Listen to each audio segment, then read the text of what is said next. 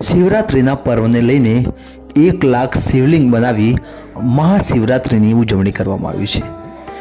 જી હા, આજના વિડીયોમાં હું તમને દર્શન કરાવવાનો છું એવા મંદિરના જ્યાં 1 લાખ માટીના શિવલિંગ બનાવવામાં આવ્યા છે અને શિવરાત્રિની ઉજવણી કરવામાં આવી છે। તો આ જગ્યા ક્યાં આવેલી છે અને આવડું મોટું આયોજન કોના દ્વારા કરવામાં આવ્યું છે, તમામ પ્રકારની માહિતી હું તમને આ વિડીયોમાં આપવાનો છું। તો વિડીયોમાં છેલ્લે સુધી જોડાયેલા રહેજો। ચેનલ પર નવા હોય તો ચેનલને સબસ્ક્રાઇબ કરવાનું ચૂકતા નહીં। શરૂ કરીએ આપણા વિડીયોની સફળતા।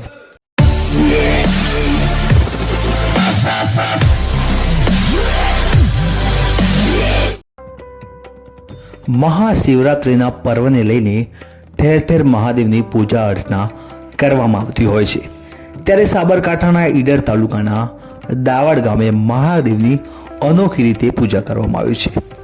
સમગ્ર ગ્રામજનોએ ભેગા મળીને શેખડિયા મહાદેવના મંદિરે 1 લાખ માટીના શિવલિંગ બનાવ્યા છે, જેમાં 400 લોકો ભેગા મળીને આ મહાદેવના શિવલિંગ બનાવવાનું કામ કર્યું છે।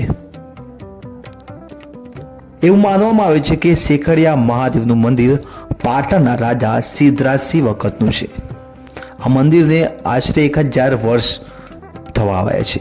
એવું કહેવામાં આવે છે કે દાવડ ગામની નજીક હજારો વર્ષ પહેલા તળાવનું નિર્માણ કરવામાં આવ્યું હતું, ત્યારે તળાવની અંદર શિવલિંગ મળી આવ્યું હતું। ત્યારબાદ આ શિવલિંગનું નિર્માણ શેખડિયા મહાદેવના સ્વરૂપે કરવામાં આવ્યું છે। ત્યારથી લઈને અત્યાર સુધી આ શિવલિંગનું પૂજન અર્ચન ગામ લોકો દ્વારા કરવામાં આવે છે। ત્યારે 40 વર્ષ બાદ ફરી એકવાર 1 લાખ માટીના શિવલિંગ બનાવવામાં આવ્યા છે અને શિવરાત્રિના પર્વની ઉજવણી કરવામાં આવી છે। લગભગ 400 લોકો ભેગા મળીને આ શિવલિંગ બનાવ્યા છે। શિવલિંગની અંદર તમે ત્રિશૂળ જોઈ શકો છો, મહાદેવનું શિવલિંગ જોઈ શકો છો, સાથીઓ જોઈ શકો છો, ઓમ જોઈ શકો છો। આ તમામ પ્રકારની જે વસ્તુઓ છે, તમામ શિવલિંગો તમને જોવા મળી રહ્યા છે। શિવલિંગની ઉપર ચોખા પણ નાખવામાં આવેલા છે અને આ આયોજન મહાપૂજાનું મહોત્સવનું આયોજન મહાશિવરાત્રિના પર્વને લઈને કરવામાં આવ્યું છે, જેના કારણે આસપાસના ગામના લોકો પણ આ શિવલિંગ જોવા દોડી આવ્યા છે અને મહાદેવના દર્શન કરી ધન્યતા અનુભવી છે। આ જગ્યાએ પુરાણે અવશેષ પણ તમને જોવા મળી શકે છે। મારું નામ ગૌર જયેશ કુમાર શશિકાંત, દાવડનો જ રહેવાસી છું અને ભૂદેવ છું।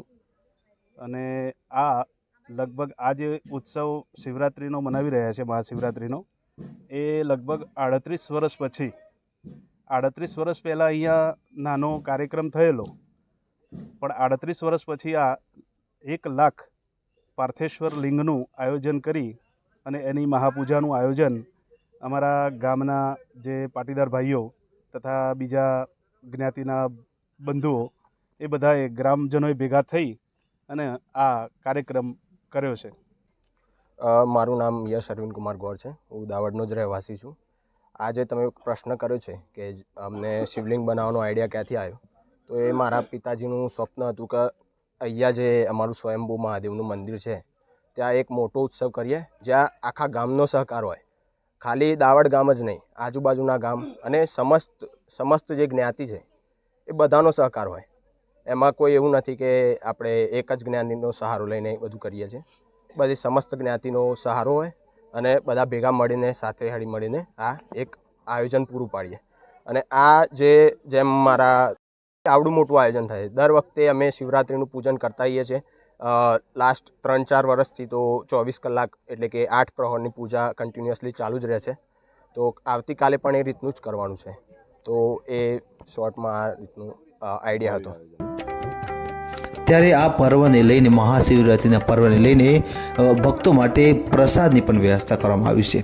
આશરે 25 થી 3000 લોકો જમી શકે તે પ્રકારે ભોજનની વ્યવસ્થા કરવામાં આવી છે અને સ્વયંસેવકો આ ભોજનના કામમાં જોડાઈ ચૂક્યા છે અને શિવરાત્રિના પર્વને લઈને ખાસ પ્રસાદનું આયોજન કરી અને આ શિવરાત્રિની ઉજવણી કરવામાં આવી રહી છે। ત્યારે ભાગ્યે જ તમને આવું કોઈ ગામ જોવા મળશે જ્યાં લાખો શિવલિંગની પૂજા થતી હશે।